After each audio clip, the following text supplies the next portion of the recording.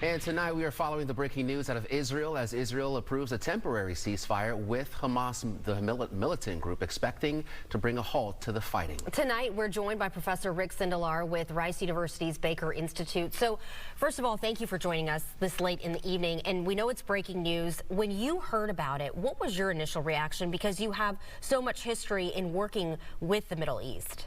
Well, a ceasefire can be the first step to something better. So first of all, just in the short term, we get 50 of hostages back, which is a positive, and 3 of those apparently are going to be Americans, including a 3 or 4-year-old girl. There will be a lot of Israelis and maybe some other foreigners in the mix. The Israelis will be surrendering, according to what seems to be the story, 150, but mainly women and children that have been detained in various demonstrations and things in the West Bank and Gaza. So that's a positive first step. An intriguing thing, if I can go on for a second, is what Israel announced. They said for every 10 hostages released, if they release 10 more, we might get another day. And 10 more might mean another day. So the 4 days potentially, by what the Israelis themselves are saying, might be extended for more than 4 days.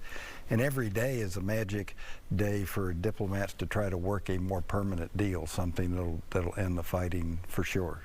And now speaking of, okay, that's primarily happening in Gaza, but we were talking earlier, like a lot of this conflict is also taking place in the West Bank. You also have Hezbollah in Lebanon. You have the Houthis in Yemen. Those are other facets of this war as well, playing along at the same time. How is Israel going to use this time or this opportunity here to kind of readjust at all? Maybe even Hamas adjusting as well, because it's going to be a couple days with no fighting taking place. Well, both sides, quite frankly, militarily will probably regroup, refresh, rearm, maneuver people around quietly, trying not to break the ceasefire or to be seen to be breaking the ceasefire.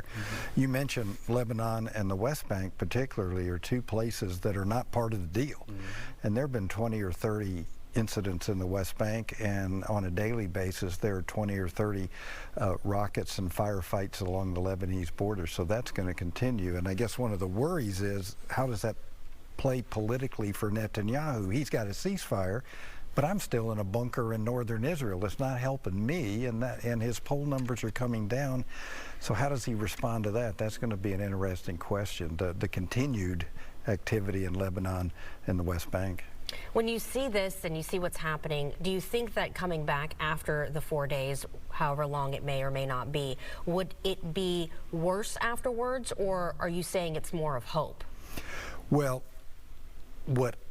my positive optimistic side says 4 days gives people 4 days to continue to work on that deal I talked about that might be extended. So the more peace you can get, the more quiet you can get, the better it is to lower the temperature on both sides. So that's good. To the extent they remaneuver their forces, resupply their forces, then they're just re-equipping for another battle, which probably won't be any worse, but probably will be just as vicious as it's already been. Yeah, and not to be lost in all of this, they're also the Palestinian people who are collateral damage at this point for a lot of people. Talk about the humanitarian portion of this deal and how there's going to be more trucks coming into Gaza to provide aid to some of those people. Exactly. That's one of the pieces that's important. They're supposed to be bringing in more trucks, and they need to bring in more trucks. Ambassador David Satterfield, Rice's director, who's now on special assignment there for the State Department, said in a webinar today that they need about 4 or 5 times the number of trucks per day. So hopefully they can ramp that up over time. And Israel has complained that they think that Hamas is diverting some of those supplies. And Ambassador Satterfield said, according to all reports from all humanitarian agencies, that's not happening. Hamas is playing by the rules and letting the humanitarian aid actually get to the people in the hospitals. So that's good news. So the more trucks, the better also. All right, Rick Sindelar, thank you so much for taking the time to brief us on something like this, and I'm sure we'll have you back to see what else is going to be happening. Thank you. Thank you guys for having me.